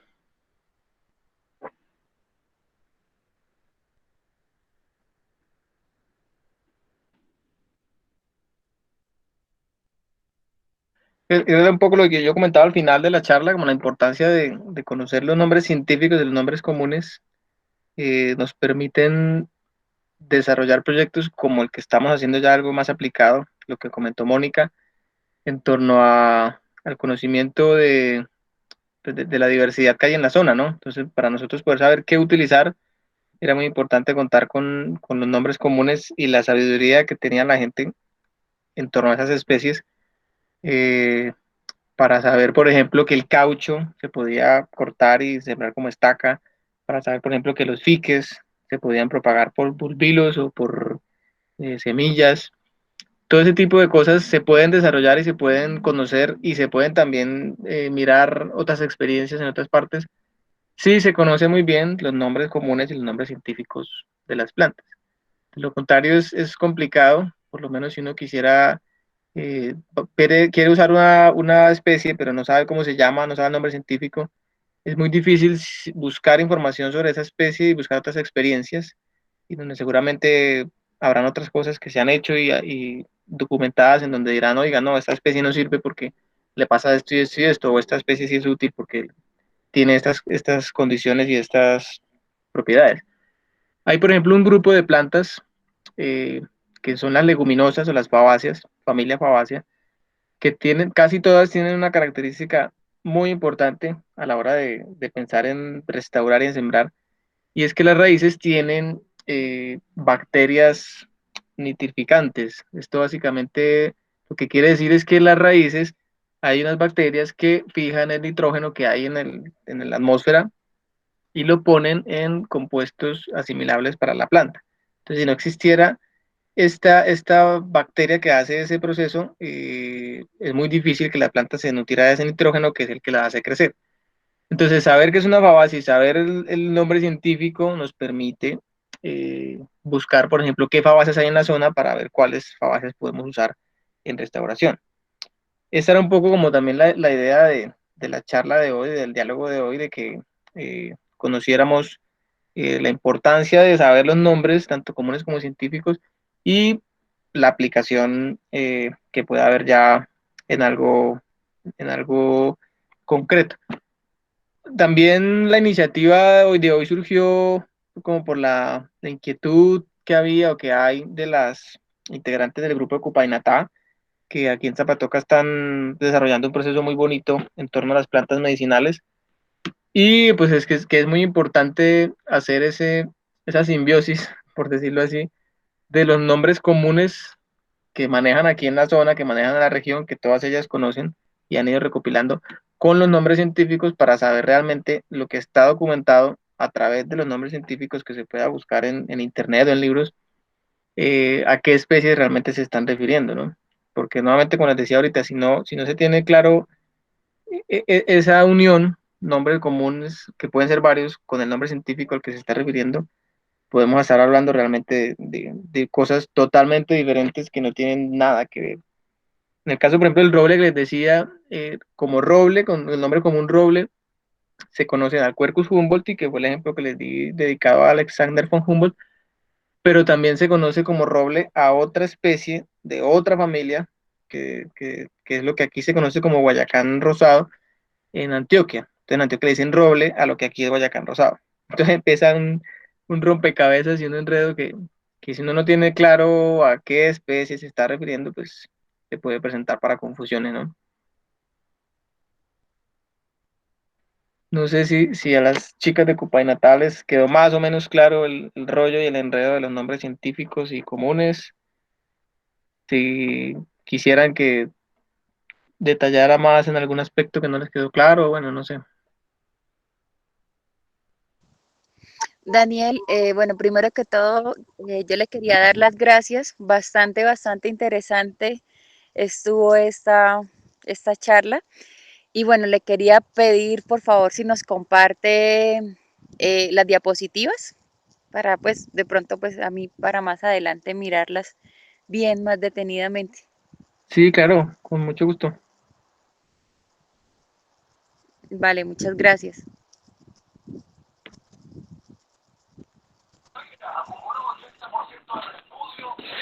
Daniel, quisiera también darle las gracias, la charla fue muy interesante, pues como dice usted, esos nombres científicos son bastante enredados y debemos bastante investigar, pero fue una charla muy instructiva y que nos dejó algo muy claro, que lo primero que tenemos que aprender es qué especie es y a qué especie nos estamos dirigiendo. Entonces, yo creo que la forma es podernos otra vez, otra charla donde nos puedan explicar más sobre los nombres científicos y sobre los nombres de las plantas comúnmente, porque nosotros conocemos muchas especies, pero las conocemos con el nombre común y las utilizamos como nos enseñaron Correcto. nuestros abuelos, pero en realidad no sabemos el nombre científico y de pronto muchas veces actuamos equivocadamente. Entonces, muchísimas gracias y estuvo muy interesante la charla. Con mucho gusto, querida Raquel. Y precisamente lo que Sumare dice es como la moraleja o la principal enseñanza de esto, que sí, nos debemos, digamos, complementar. Como yo decía mucho énfasis, ambos nombres son muy importantes, el científico y el común. Lastimosamente, pues sí, es claro que los nombres científicos muchas veces son enredados y son difíciles de pronunciar y bueno, y lo que yo les decía, y cómo saber cuál es el nombre científico no es fácil, pero sí es importante y pues hay que hacer un proceso de investigación, de ir mirando poco a poco realmente a qué nos estamos refiriendo. Eso toma tiempo, eh, pero en la medida que vayamos complementando como esa información, tanto de nombres comunes como nombres científicos, es creo que a la meta que debemos aportarle, ¿no? Otro ejemplito que yo no les compartí, que no les comenté, pero que quisiera traerlo ahorita en este momento, es el de introducir nombres comunes en otra región. Y yo soy muy partidario de, como de evitar eso y ejemplifico esto con un caso que me sucedió con un amigo que es un colega que él es de Antioquia, él es paisa, y él está dando clases sobre dendrología y él es ingeniero forestal en la sede de Málaga, y pues él llegó a enseñarle a los estudiantes sobre las plantas, y obviamente hay plantas que hay en Antioquia y que también hay allá en Málaga, y entonces él les decía, bueno, por ejemplo, este árbol es el espadero. Entonces el espadero, el nombre científico es Myrcine coriacea y se usa para esto y esto y esto. Y casualmente en un recorrido de esos estaba yo por allá en un evento, entonces yo después le dije, oiga, hermano, aquí eso no lo conocen como espadero, aquí eso se conoce como cucharo blanco, aquí en Zapatoca también. Entonces, ese tipo de casos lo que generan es algo que se llama erosión cultural. ¿Eso qué quiere decir? Que cuando se pierde el nombre común de la región, se pierde también la información, los usos, todo el conocimiento que hay en torno a esa especie, pues porque ya no se va a conocer y no se va a reconocer esa especie como cucharo blanco. ¿Qué va a pasar con esos estudiantes que van a aprender espadero, que es el nombre introducido, por decirlo así, y no cucharo blanco? Que seguramente cuando hablen con el abuelito, con el papá, con las personas allá mayores de la región, les digan, oiga, papá, ¿dónde está el espadero? Los señores con seguridad van a quedar, aquí no hay espadero, ¿eso qué es? Pero resulta que se está refiriendo es al cucharo blanco de allá. Entonces, si se deja de usar y de preguntar y de saber sobre el cucharo blanco, pues ahí se pierde toda la información que seguramente habrá en esa zona con ese nombre. Ahora bien, si no hay un nombre común, ahí sí, como yo decía, pues no está mal que se propongan nombres comunes nuevos, que se traigan también, si se quiere, o se adopten nombres comunes de otras regiones, pues porque es necesario. Muchas veces cuando uno sale al campo y pues uno tiene 10 plantas, ¿cómo hace para diferenciarlas?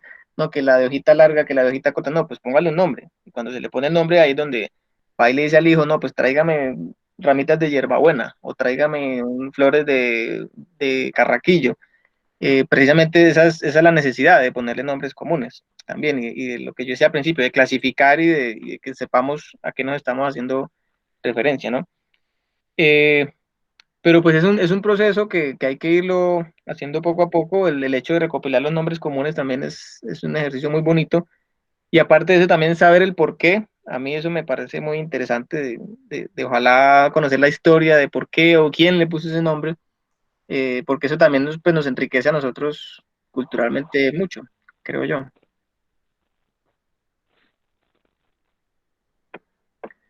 Creo yo.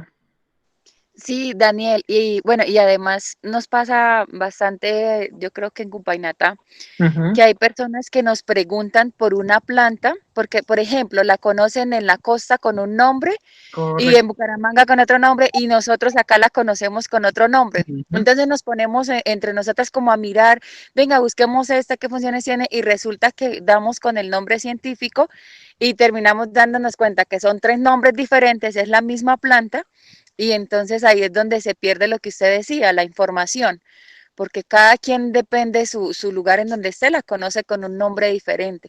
Entonces, eso es bastante, bastante interesante. Y lo que usted decía ahorita también, así como uno tiene que saber de dónde viene su nombre, la razón de por qué le pusieron su nombre, es interesante saber de por qué la planta recibe el nombre que le dieron. Exacto, eso suele pasar mucho y muchas veces hay nombres comunes genéricos, por decirlo así, que se usan para varias especies que son totalmente diferentes. Y entonces cuando a alguien le pide a uno información o le dice, oiga, necesito hacerme un remedio con tal especie, a partir del nombre común, pues cuál de las tres especies realmente es a la que se está refiriendo. Entonces ahí es donde tenemos que muchas veces como ponerle la lupa y tener claridad. Y por eso a mí a veces cuando me preguntan, bueno, pero mándeme una foto porque necesito saber a qué especie es a la que me está preguntando. Que no, que le dicen de tal manera, no, pero es que si le dicen de tal manera puede ser en cuál región. Y hay muchas cosas que, por ejemplo, no, que le dicen así en Zapatoca, pero ¿quién está diciendo así? Resulta que era una señora que venía de la costa, entonces el nombre realmente viene de la costa, no es que le digan así en Zapatoca. Y eso empieza a enredar un poco más la pita, pero ese proceso, digamos, detectivesco de investigación es bastante bonito y bastante interesante. Y como les decía ahorita, pues nos permite ir aclarando muchas dudas y pues no, pues de antemano seguirles ofreciendo también mi apoyo en ese aspecto, porque como alguna vez hablé con Lida, a mí me interesa también el tema en general de las plantas útiles y pues obviamente las medicinales incluidas aquí en la región y seguir estudiándolos y aportando, pues para eso estamos. Pues yo Súper lo que chévere, creo súper es que chévere. no debemos perder como la identidad de nuestra región. Debemos aprender como la forma en que las conocen, los nombres con que los conocen en otras regiones, pero nosotros no perder nuestra identidad, seguirlas conociendo con nuestra identidad como la conocemos en nuestra región y aprender también a conocerlas y saber qué plantas se refieren nuestras regiones vecinas, porque eso es lo que pasa, que cuando nosotros conocemos nuestra planta con un nombre y adoptamos también el otro nombre y perdemos nuestra identidad. Entonces yo creo que lo principal es no perder nuestra identidad y tratar de investigar cómo la conocen en otras zonas, pues, sin perder nuestra identidad de la planta y, como dicen, sin perder la identidad como de la planta, como no la debemos perder nosotros. Totalmente de acuerdo con eso que dice su merced y era precisamente lo que iba a comentar. Casualmente, ¿qué días salió el caso que estaban aquí Lida y Carmenza del amor seco? Yo les dije, por ejemplo, amor seco, ese nombre yo lo he escuchado en otras partes, pero aquí a esa planta le dicen escadillo. Entonces, sugiero yo, pues muy respetuosamente, que se prefiera y se use más frecuentemente el nombre de Cadillo, pues primero porque lo que dice doña Raquel de no perder esa identidad y de que sea el nombre aquí y de no introducir nombres comunes de otras zonas, pero obviamente es muy importante también, y más ustedes que tienen ya contacto con personas de otras partes del país y del mundo, pues que sepan, claro, aquí se llama Cadillo, pero eso también tiene otros nombres como Amor Seco, entre otros más. Y igual eso no es fácil, porque hay plantas, por ejemplo, que tienen muchos nombres y en la misma región tienen varios nombres y uno dice, bueno, ¿cuál nombre uso? ¿Cuál nombre prefiero? Allá le toca a uno decidir y muchas veces, no, a mí me parece más bonito este y pues usemos este. Pero lo que dice Raquel es clavísimo, no perder la identidad del nombre común de la región, porque pues lo que decía yo ahorita con el ejemplo del espadero y el cucharo blanco, se genera una erosión cultural y eh, se pierde mucha información y mucho conocimiento y tradiciones en torno a un nombre común. Entonces vean la importancia que tiene tener claros los nombres comunes y los nombres científicos. Creo que Agnicerre IPS levantó la mano, creo que es Lida. Sí, hola Daniel, muchísimas gracias por toda la información.